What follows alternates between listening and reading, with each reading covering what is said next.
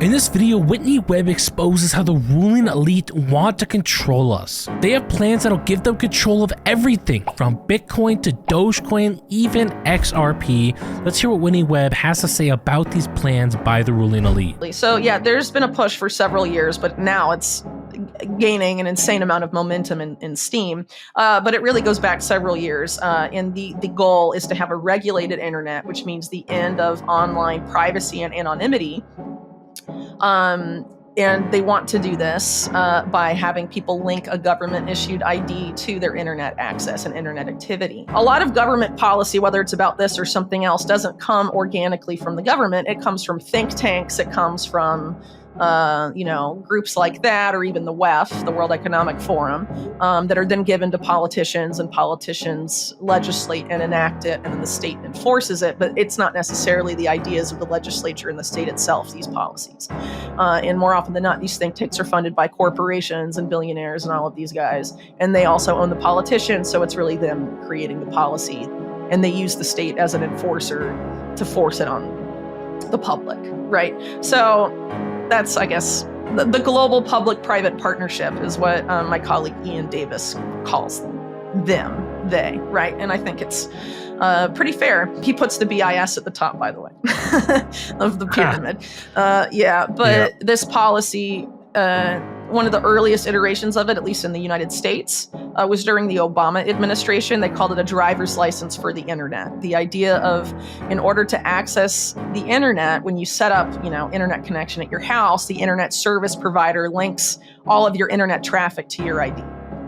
And in doing so, the government and the signals intelligence arm or intelligence agency of the government then has access to not just everything you're posting and writing online, but also everything you read and consume online. And everything you buy.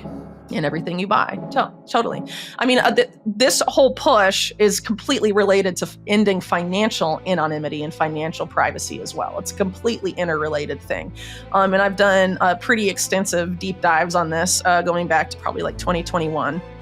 Because it's very tied up with how they're likely to force this regulated internet on the populace. Because they're not just going to be like, let's do this now. I mean, people aren't going to go along with it. So they need some sort of event that gets people angry and afraid and panicking in order to stick it through. So basically, this is going to be folded into, I guess, what I would call a Cyber Patriot Act. The Patriot Act being the legislation pushed through in the U.S. after September 11th, 2001. Right. A lot of which wasn't necessarily related to anything to do with 9/11, but was a huge power grab by the state taking advantage opportunistically of the panic after 9/11. So they need some sort of event like that to ram all this stuff through. But the plans have been on the books for a very long time, and it's not just the US, it's really everywhere. They have all these different excuses. Exactly. A lot of it, like the online safety bill, they'll say, oh, it's about protecting children. But really it's about ending encryption, which law enforcement in the UK and the US have been trying to do so hard for years and years and years.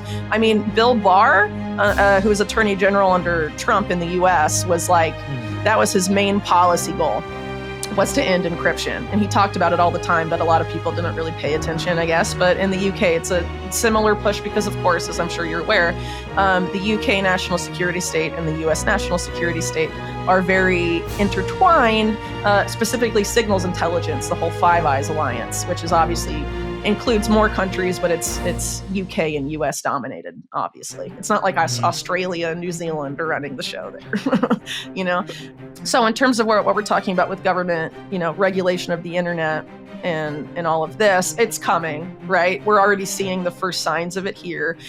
There's an obvious push to censor more speech and link people's speech to their ID and have it more surveillable than ever before. Gutting encryption, why do they want to do that? So they can read everything that you say and all your transactions, follow them all. There's a similar effort in crypto and specifically with Bitcoin to criminalize mixers and criminalize any sort of service that affords you increased financial privacy. It's already started, but what I'm trying to say is that, like, where they want to take this, if anyone uses a mixer, they can go after you. That's what they want to set up. They don't want anyone to have financial privacy or online privacy anymore. And that's what part of this agenda about a regulated internet is. And it directly ties in with stuff like a central bank digital currency, at least what people are concerned about a CBDC for, which is the surveillance capability and the programmability aspect. It's all tied up with this effort to regulate the internet, which isn't really fair to say it's regulating the internet. It's more like taking complete control of the internet, a complete coup of the internet for unprecedented surveillance and control of people's online lives. At the same time that you have these same entities pushing for people to live their lives online as much as possible, as part of the fourth industrial revolution and all of this other stuff. Like we saw in the COVID era, we're locking down, you can't go out and do stuff in the physical world, you have to be online as much as possible. Education's online, work is online, as much of your life as possible has to be online now because you can't go in person to the bank, you can't go in person to this, you should order your groceries through your phone and all of this stuff, So they're pushing us more and more into the digital realm, and at the same time preparing to take more control of the digital realm than they have now by a significant degree. And that's not a coincidence. I'm sorry if you think that's coincidental. That's very naive of you. This regulated internet that Whitney Webb talks about that are linked to our ID sounds so bad. This is going to be extremely prone to abuse if the government can track everything we see and everything that we try and buy. Think about their attack that they had on Ripple. If it is a security, which is what they were pushing for, they get information on us, who is buying, who is selling. They have control of the information. They have control knowing who is accessing that cryptocurrency. They want to do that with every single cryptocurrency. That is why they are fighting, trying to claim that all these cryptocurrencies are securities, even though we know that they are not. They also want to criminalize things like Tornado Cash or other mixers, as she mentioned, that give us privacy in crypto. Anything that gives you privacy, whether it's a privacy coin or these different mixers, they want to criminalize that. They want to stop you from having access to that, because if you have privacy, it means they don't know what you are doing, and they want to know what are you doing with your money. That way they can control you. Well, okay, so obviously when you're talking about the powers that be, there's competing factions, right? Not all of them agree, but they agree about a lot of the stuff. And a lot of the way these people operate isn't that similar to how rulers operated hundreds of years ago. They want complete and control of money and political power and power more broadly, because then they can do whatever they want for themselves and have a double standard for themselves, but force other people to live a certain way to support their lifestyle, right? And essentially what we're seeing here is an effort to use technology to entrench that in unprecedented ways so that there's no more need to worry about the peasants revolting. I think that's ultimately what it comes down to. So as an example, this push for a regulated internet and the end of online anonymity and all of that is directly related to the fact that it's a mathematical inevitability that our debt-based monetary system will collapse at some point, and that the banking system, particularly Wall Street, and its global equivalents have engaged in an unprecedented degree of malfeasance and corruption and insane financial gambling activities. And just like 2008, right? That's going to explode at some point. But in 2008, people knew it was the banks and they were mad at the banks, weren't they? So if you're the banks and that's going to happen again, and you're in bed with the intelligence agencies and the government, or in the case of the US, you own the central bank, right? You don't want that to happen again. So how do you find a way to blame somebody else for the financial system imploding? And when you bring the financial system back, what do these people, people like Jamie Dimon and all these top bankers, like what is their ideal scenario for money and how people interact with and use money? Well, being able to grift as much as you want and take as much as you want from the people under you without them knowing or complaining, because that's what they've been doing for decades, right? Wall Street. So they want to keep doing that. They don't want to change their behavior. So they want to find a way to be able to steal from the underclass as much as possible without the underclass complaining or revolting, and control how they spend their money and control their financial and other behavior so that they can maintain their place on the top. So what we're having is the engineering of a neo-feudal society where you have the small upper class and then a massive underclass that the upper class can manipulate and control and, do whatever they want with as they see fit. And so that's what I think the ambition of a lot of these various initiatives we're seeing for unprecedented control and surveillance are aimed at. And the goal is to use technology, whether it's AI or any of these other emerging technologies, to be able to do that, because obviously there's so much more of us than there are of them. And so in order to scale what they want to scale, to be able to deal with the huge difference in size between their class and our class, they feel like, they need these emerging technologies. They need AI. And that's why I see AI as a largely negative thing, because the people that want to do this are the ones setting it up and programming it and deciding what its objectives are, In terms of the behavior of like a ruling elite, it's very similar to what it was in the feudal era, like in the Dark Ages, which again, how did the Dark Ages succeed so successfully in that? Extreme control of information. It was all in the church, right? No one knew how to read and write but them. So it was again, centralized control of information and also of money. And we're going to that same paradigm again, but for the modern era. So all this technology is going to try and set up those systems for us. And I think people need to be really aware of all these, in the next couple of years, without a doubt, there's going to be these events, whether it's like COVID or 9/11 or whatever, they're not going to be the same as those, but they're going to be these big events that generate a lot of fear and panic, and mainstream media is going to be traumatizing people with it, and then are going to sell a particular solution. And when it comes for the internet or the financial system, they're going to make the enemy privacy. They're going to make the enemy privacy 100%. And the solution is going to be digital IDs and programmable, surveillable money. It doesn't have to be CBDCs, by the way. I mean, CBDCs, I think most people know, are going to be that, but it doesn't, it's not just CBDCs. There is a goal, there is a push from the banks themselves, some of the most powerful banks in the world, to have, at least in some countries, a different system that's not a CBDC, because with a CBDC, they can't do fractional reserve banking. And so that's what deposit tokens are all about. Tokenizing deposits, and you can make those programmable and you can surveil them. And it's really just like a CBDC, but they won't call it that.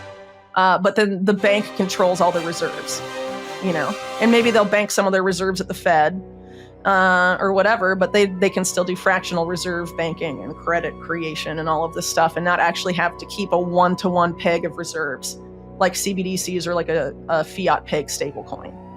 And so there's a push for that too, at an international level. It's not just in the U.S., but it's definitely happening in the U.S. And I would argue that's one of the reasons that you have the Federal Reserve, which is again owned by Wall Street banks in the U.S., being like, we're not going to do a direct issued CBDC, and freedom advocates in the U.S. are like, yeah, the Fed's on our side because of that. No, it's not. The Fed is 100% always on the side of Wall Street banks, and Wall Street banks only don't want a CBDC because they don't want to give the Federal Reserve their power. They want to keep their power, and they want to keep doing fractional reserve banking. These ruling elite are so set on trying to control our access to information and our access to assets.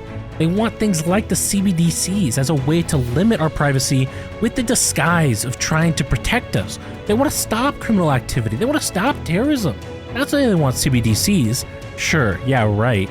Really what they want is be able to have control with CBDCs. They can know who is buying and selling. They can know who is interacting. They can also stop certain people from interacting, because unlike something like a Bitcoin, they have full control. They can go, hey, you spoke out against the government.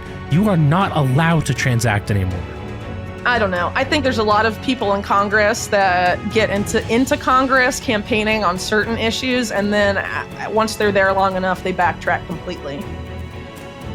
There's a lot of examples of that historically and currently in the U.S. for sure. So, I mean, Elizabeth Warren is garbage. The DNC got all this money, from Sam Bankman-Fried? How anti-crypto are they really? I think it's they're willing to play ball and set up regulations and be the kingmakers in the crypto industry. I think there's a lot of, I think that's going to happen. And then they're going to try and nix everything that doesn't serve them. And again, financial privacy being the main thing that doesn't serve them. But they also want to give unprecedented control to the DOJ to go and contact any crypto exchange or even Tether, right? And be like, freeze these wallets. We've decided those wallets need to be frozen. So that's escalating, obviously. And, the whole thing that happened with Binance is like a big push towards that as well, because now Binance is basically going to have a chaperone appointed by the U.S. government, basically in charge of everything. Their chief compliance officer is a guy that used to work for, the Department of Justice. Because so a big complaint about Binance from the DOJ is that they were allowing people that were subjected to U.S. sanctions to use their service, but they're not really like a U.S. company, are they? But the U.S. government, U.S. is an empire. They want to be able to go to any country and say, you can't do that. We're actually in charge. You know what I mean? So Binance not being under their thumb and being active in all these other countries, allowing people in Iran to use their services, for example. That was a big sticking point for them. It wasn't like criminals, terrorists in Iran. It was just like people in Iran. They're subject to U.S. sanctions. You're not complying with U.S. sanctions. And so we're going to charge you $1 billion and take out your chief executive and put our people in charge. This is the mafia, guys. I wrote a 1,000-page book about how the government is in the U.S. is organized crime, specifically the Department of Justice, and that's what they're doing. And keep in mind too, the DOJ has an insane amount of Bitcoin it holds, and they want more. Yeah. And they want to seize Bitcoin from what? Well, I definitely think Bitcoin has the potential to be a tool for financial freedom, but I think there's major efforts well underway to co-opt that to serve the same agenda, right? And so I think people in the Bitcoin space that want it to be a tool for financial freedom need to get wise to those efforts to co-opt and resist, because it's either a tool of financial freedom or it's not. You know what I mean? And so if you cede enough territory and let them like completely dollarize Bitcoin and turn it into like a tool of U.S. empire to keep the dollar afloat and keep dollar hegemony going forever and ever and ever, and are saying it's a flaw in Bitcoin that you can't put dollars easily on Bitcoin and all of this. No. The whole point, supposedly, right, of creating Bitcoin was to give Wall Street banks the middle finger and create something that had immutable, sound monetary policy. Correct? Mm-hmm. Yeah. So if you allow them to co-opt it so it's not those things anymore, what are you left with? The same old world. Is it a tool of financial freedom, or is it just, has the promise of Bitcoin been hollowed out and replaced with Wall Street garbage? Is that what you think the issue there, like ETFs? Are you alluding to the ETFs? There's all sorts of things that are happening in Bitcoin right now that could be under that umbrella. But when you start to have people like BlackRock being like, you know what, we actually like Bitcoin now, that's a sign to pay attention. You know what I mean? So I think people need to, in the Bitcoin space, need to be very aware that there is a fight being had right now about the future of Bitcoin. And you have to decide which side you're on. Are you going to fight for Bitcoin to be a tool of financial freedom, or are you going to allow it to be co-opted by the powers that be that it was supposedly designed to resist them and, be something they can't control? Are you going to give them control of it? The answer should be no to any Bitcoiner worth respecting, in my opinion. If we want crypto to be used for a tool for freedom, we have to fight back against this government control. If we allow the government and these other ruling elites to control cryptocurrency, then they control everything. They're trying to remove cash. They're trying to force you to use credit cards. They're trying to force you to use these digital assets because they can track it all. They will know what are you buying, when are you buying it, and they can restrict you from using your assets. Again, this is why they tried to stop Ripple. Why they're trying to stop other cryptocurrencies is because they want control. And if we want to actually have cryptocurrency be a means for us to have freedom, we have to continue to fight back against their attacks, just like they attacked Ripple or XRP. They're going to continue to attack other cryptocurrencies, and they'll probably try to attack XRP again in the future. These elites are relentless, but we need to be more relentless in stopping their attacks. Now, if you want to hear more of these amazing insights that Whitney Webb has, make sure you guys go ahead, like and subscribe down below, and leave a comment letting me know that you want to hear more of her amazing insights.